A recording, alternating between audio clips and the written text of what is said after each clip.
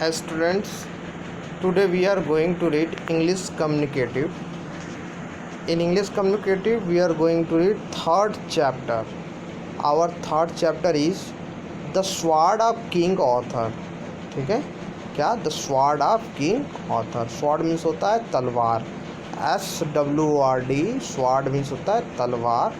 Of किसकी? King Arthur की तलवार. The sword of King Arthur, King Arthur की तलवार.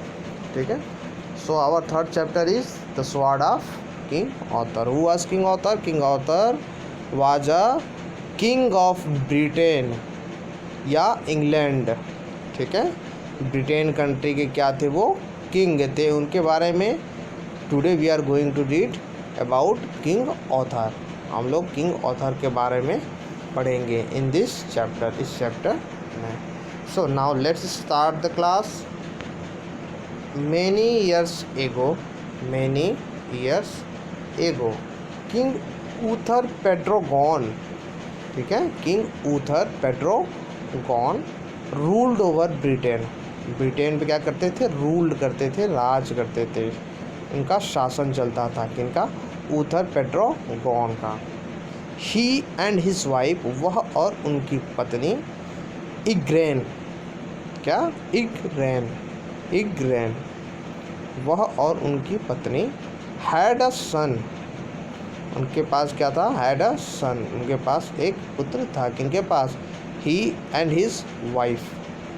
उनकी किंग ऊथर पेड्रोगॉन और इग्रेन के पास एक क्या था? सन था, एक लड़का था. whom they name author. whom जिनका नेम नाम रखा. क्या नाम रखा? ऑथर. ठीक है. जिनका उन्होंने क्या नाम रखा? ऑथर नाम रखा. Uthred had many enemies. Uthred had many enemies. Uther had many enemies. जो ऊथर थे उनके पास क्या थे? बहुत इनेमीज थे, बहुत शत्रु थे. सो इसीलिए he wanted to keep the birth of. He wanted, वह चाहते थे, to keep the birth of Arthur a secret. जो ऑथर का जन्म है उसे क्या करना? सीक्रेट करना. एक रहस्यमयी, मतलब किसी को न पता चल पाए ऐसा सीक्रेट करना. ऑथर का जो जन्म है वो क्या करना? वो एक राज बना देना. ठीक है. जो ऑथर थे उनके बहुत इनेमी थे, इसलिए जो ऑथर का जन्म था उसे एक राज बना, एक सीक्रेट बना देना चाहते थे. सो इसलिए Uther handed Arthur over to Merlin. Uther ने हैंडेड मतलब दिया ऑथर को हैंडेड किया. ठीक है. दिया. जैसे I handed you a pen, मैंने आपको एक पेन दिया. उसी तरह the Uther handed Arthur over to Merlin. उन्होंने ऊथर को मर्लिन को दिया. मर्लिन कौन था? The court magician. क्या था वो? एक कोर्ट मैजिशियन था. उनके दरबार का एक क्या था? एक मैजिशियन था, एक जादूगर था. Disguised as a beggar. ठीक है. उसने क्या किया? डिस्कस्ड, एक नया रूप दे दिया उस बच्चे को. कैसा? एज अ बेगर, एक भिखारी की तरह एक नया रूप दे दिया. ठीक है. Merlin took the child to Sir Ector. Merlin took the child to Sir Ector. Merlin क्या किया? उस बच्चे को कहाँ ले गया? Took the child to Sir Ector. Sir Ector के पास ले गया. कौन ले गया? मर्लिन उस बच्चे को सर एक्टर के पास ले गया. देखो, ऑथर को पहले किसने दिया? ऊथर ने ऑथर को मर्लिन को दिया और मर्लिन सर एक्टर के पास ले गया. One of the knights of the court. और जो एक्टर था वो कौन था? वन ऑफ द, एक बहुत बड़ा नाइट्स योद्धा था. क्या था? एक बहुत बड़ा नाइट्स योद्धा था. ठीक है. But did not tell him who the child was. लेकिन मर्लिन ने डिड नॉट टेल हिम, उन्हें नहीं बताया. मर्लिन ने उन्हें नहीं बताया कि यह किसका बच्चा है, किसका चाइल्ड है. ठीक है. मर्लिन ने सर एक्टर को ले जाकर दे दिया, जो कि बहुत बड़े एक योद्धा थे, एक नाइट्स थे, लेकिन उन्होंने बताया नहीं कि यह किसका चाइल्ड है, किसका बच्चा है। अब देखते हैं आगे क्या हुआ। Sir Ector had a son. Sir Ector had a son. Sir Ector के पास भी क्या था, एक लड़का था जिनका नाम क्या था, के। जिनका नाम था Kay. Who was a little older than Arthur. जो कि लिटिल और ओल्डर, जो कि थोड़ा सा बड़ा था, किससे, ऑर्थर से लिटिल ओल्डर, थोड़ा सा बड़ा था। The two boys grew up together. एक साथ क्या होते हैं, ग्रू अप होते हैं, एक साथ बढ़ते हैं। Kay was train to be a knight. Kay was train to be a knight. Kay जो था वह इस प्रकार से ट्रेन किया जाता था, इस प्रकार से उसको ट्रेनिंग जाती थी कि वह बी अ नाइट, एक योद्धा बन सके। ठीक है, के को ट्रेनिंग एक योद्धा बनने की दी जाती थी। वाइल, जबकि Arthur was to be a square.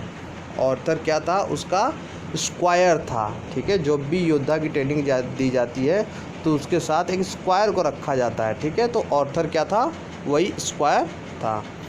Each night had a square of his आउन। सारे प्रत्येक योद्धाओं के क्या होते हैं, एक स्क्वायर होते हैं, खुद के स्क्वायर होते हैं। ठीक, आगे। Meanwhile King Uther Pendragon died. Meanwhile क्या हुआ कि जो किंग उथर पेड्रोगॉन थे वो क्या हुआ, वो डाइड, उनकी मृत्यु हो गई।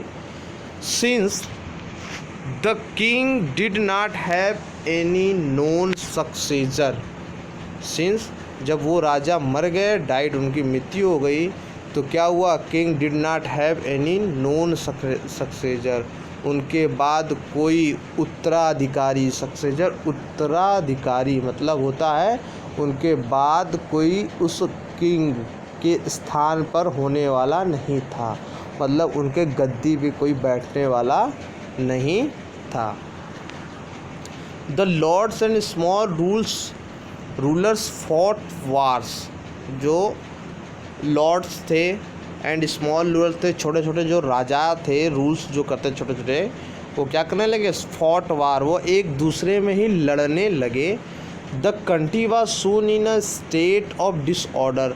और जल्द ही वो कंट्री स्टेट के डिसऑर्डर में क्या हो गई, डिसऑर्डर में हो गई, बट गई। वो लोग आपस में ही लड़ने लगे। जो किंग उथर पेड्रोगॉन थी, उनकी मृत्यु होने के कारण लोगों को लगा कि क्या कोई अब सक्सेसर नहीं है, कोई अब गद्दी पे बैठने वाला नहीं है, तो खुद को राजा बनाने के लिए लोग एक दूसरे से ही क्या हुए, लड़ने लगे। लेकिन राजा के पास एक ऑलरेडी एक सन था, विच नेम वाज ऑथर, जो कि इट वाज अ सीक्रेट, वह एक राज था, किसी को पता नहीं था। आगे देखते हैं। Merlin had a plan. ठीक है, Merlin had a plan. Merlin के पास क्या था, मर्लिन कौन था, Merlin was a good magician, एक जादूगर था। उसके पास एक प्लान आया, एक विचार आया। He cast a spell on a sword and set it into a large block of stone. He cast a spell on a sword. उसने एक तलवार पर क्या किया, स्पेल, कुछ लिखा। ठीक है, उसने स्वॉर्ड, एक तलवार पर कुछ लिखा, एंड सेट इट, और उसको सेट कर दिया कहाँ पे, into a large block of stone, पत्थरों के बीच में उसको क्या हुआ, सेट कर दिया, मतलब उसको घुसा दिया, पत्थरों के बीच में उसे घुसा दिया। Written on the blade of the sword the words. जो स्वॉर्ड के तलवार पे जो लिखा हुआ था वर्ड्स, वो लिखा हुआ था, whose pull it out this sword of this stone is rightwise king born of all England. जो भी इस स्वॉर्ड को स्टोन से निकालेगा, rightwise king born of all England, वह इस पूरे इंग्लैंड का किंग होगा। ठीक है, आगे।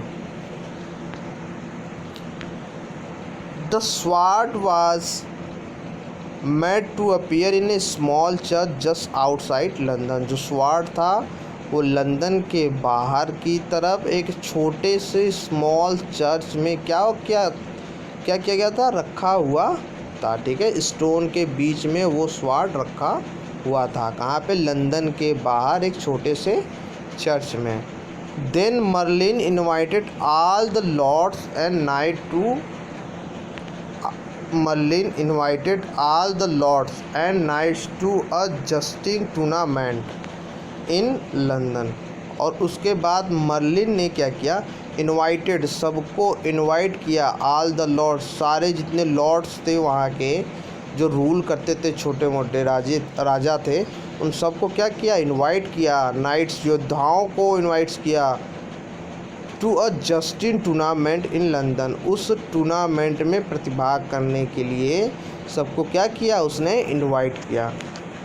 At the tournament all the new night would show how good they were at fighting. At the tournament, उस टूर्नामेंट में ऑल द न्यू नाइट्स, जितने भी योद्धाए थे वो क्या हुए? Would show how good they were at fighting. वो क्या होता? शो, दिखता कि वो कितने अच्छे हैं लड़ने में, वो कितने अच्छे लड़ाकू हैं। They would also get the chance to pull out the sword from the stone, और उनको एक चांस भी दिया जाएगा। कैसा chance? To pull out the sword, उस तलवार को निकालने के लिए उस स्टोन से उनको एक चांस भी दिया जाएगा। The one who could successfully pull out the sword would be crowned the king of England। और जो उस स्वॉर्ड को सक्सेसफुली उसको पुल आउट, खींच लेगा, वुड बी क्राउंड, उसे राजा बनाया जाएगा उस पूरे इंग्लैंड का, उस इंग्लैंड का राजा बनाया जाएगा।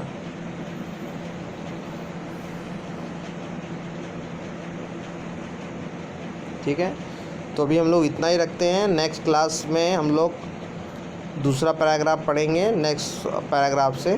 So what is your homework today? Your homework is